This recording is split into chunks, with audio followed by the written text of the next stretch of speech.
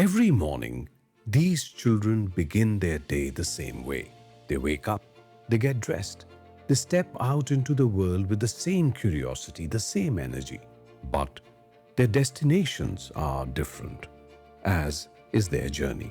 The boys continue towards the classrooms.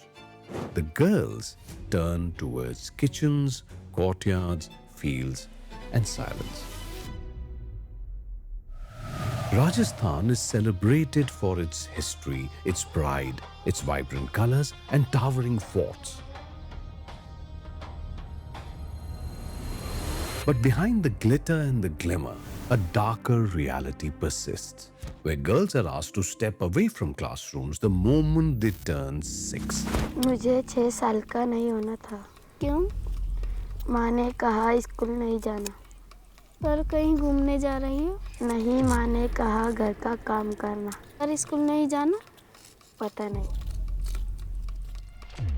पढ़ाई क्यों करनी है, काम क्यों करना है, आखिरकार घर ही तो संभालना है, ये सब मैंने खुद सुना है।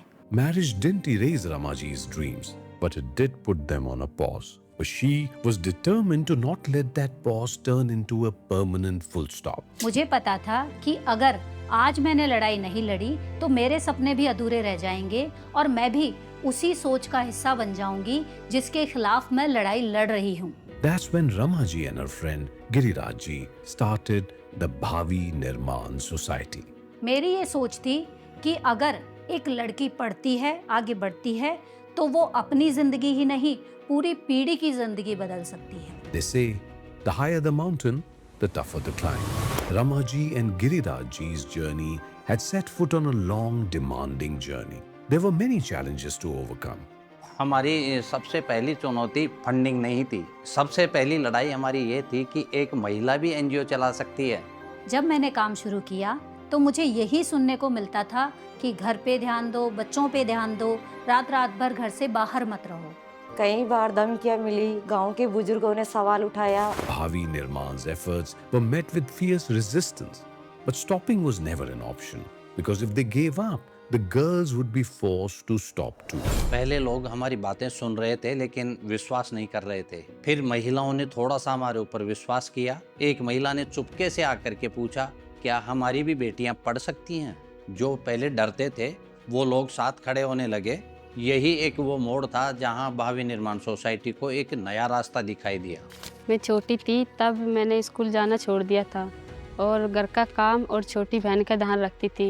मैंने तब यही सोचा कि यही ज़िंदगी है।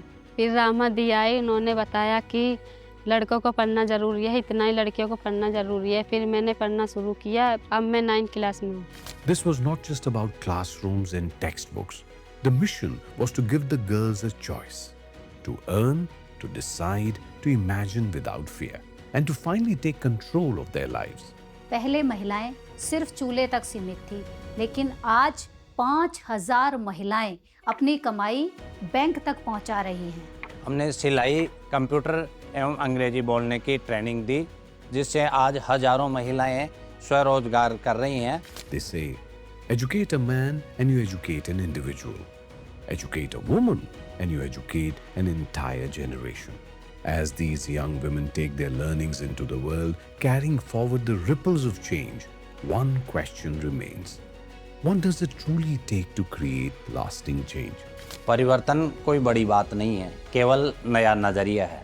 जब माँ बच्ची को पढ़ाने का फैसला करती है, तब बच्ची अपने सपनों से समझौता करना छोड़ देती है, तभी ही जाकर के नया कल बनता है। But this future doesn't arrive on its own. It is built by the diligent efforts of heroes like Ramaji and Giriraj ji.